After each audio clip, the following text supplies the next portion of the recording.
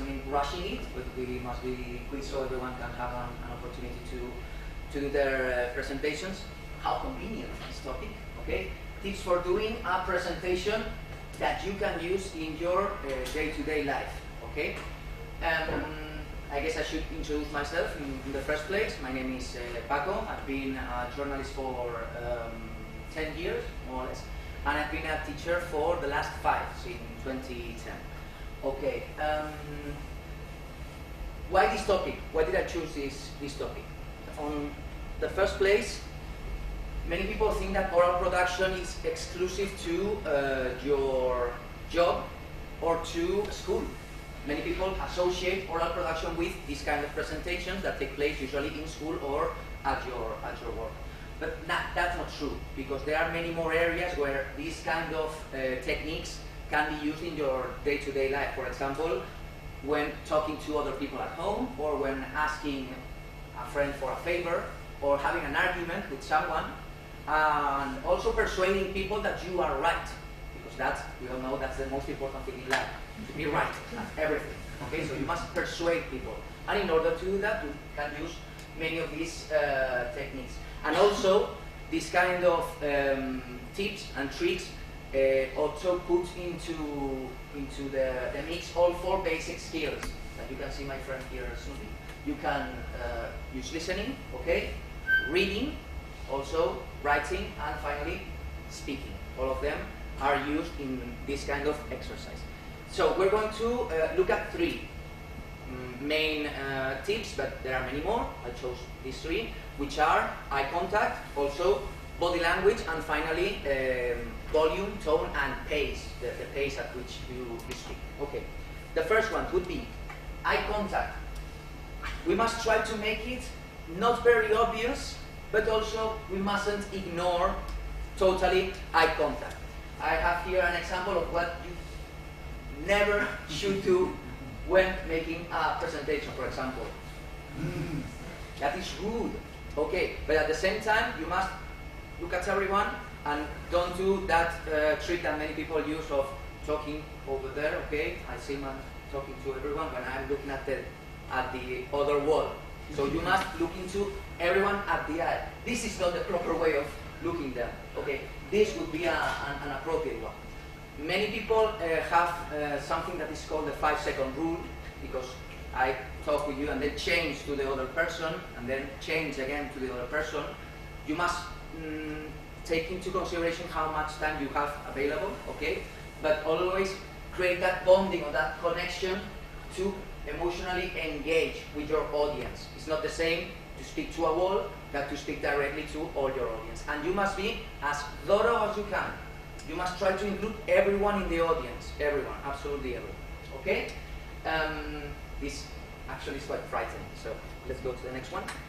Body language. Okay, hands and gestures and your pose. All of them add to the message that you're trying to get across. In this case, for example, it also can be one of the key elements for keeping nerves in check. Many people, when they are doing a presentation, become very nervous and they start their hands, they would cut them off because they put them in here, okay, or this side, or on behind, or they don't know where to put their hands, or they start sweating, or they start moving a lot. If you know your body, you know yourself, it's the best way of keeping nerves in check. And also, things such as hand movements can actually add to your message. For example, it's not the same as saying that, I don't know, something is big, that saying that something is big, okay? It's not the same, for example, in gestures, talking about repetitions with this gesture of repetitions, or denying something with your head, denying or denying. That can add to your message. And finally, where to stand. Many people usually stay on their place or move to one side, to the other. They start walking around to many places. You can choose the way on which you are more comfortable, because the main objective here is feeling as comfortable as you can while talking to everyone, okay? If you feel comfortable doing a presentation, the people that are listening to you will feel comfortable hearing what you are telling, okay? You have many gestures or whatever, you can use them to make your presentation a bit easier to understand. And finally, the third point would be voice and pace. There's a myth going around since the beginning of time that in order to be a good speaker, you need to have a nice voice, and that's absolutely false. I know many people who have, I wouldn't say disgusting, but not very nice voices. They speak this way. It doesn't matter. It doesn't matter if your voice is sweet or if your voice is very ugly. It doesn't matter. The important thing is that your voice should be clear and you should be easily understandable. And there are many ways of making yourself clear when getting your message across. For example, if you want everyone to listen to what you have to tell them, you can use volume, okay? And you can shout out so everyone, or you can speak very, and no one will listen to you. But the best way of getting your message across should be projecting your voice. That means doesn't speaking with these vocal cords, but speaking from here.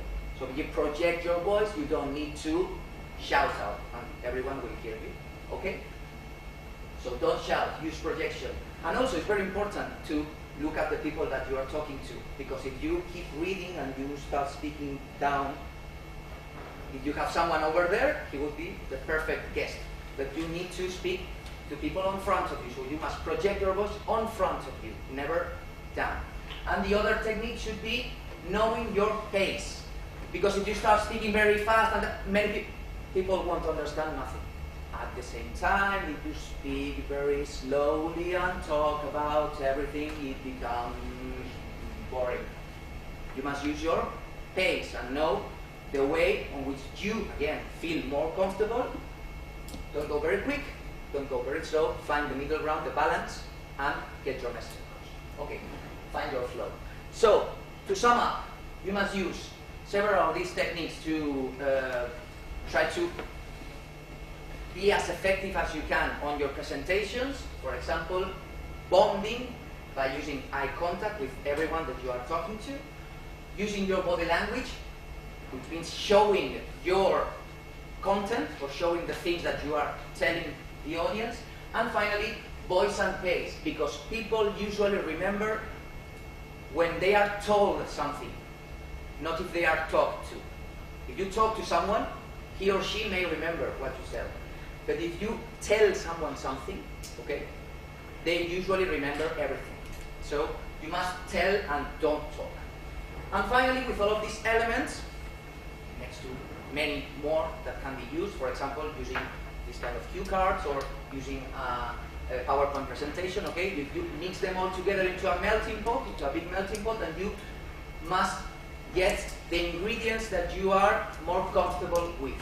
In this case, remember, to make effective presentations, it doesn't matter the topic at all. We are seeing it today.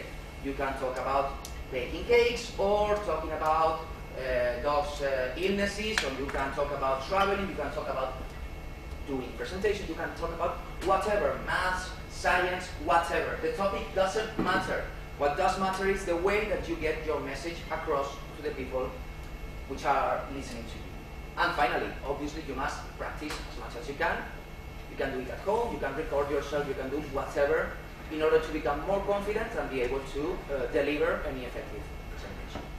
Okay, so finally, if you have any questions, I'll be happy to answer them. Thank you, obviously, for your time.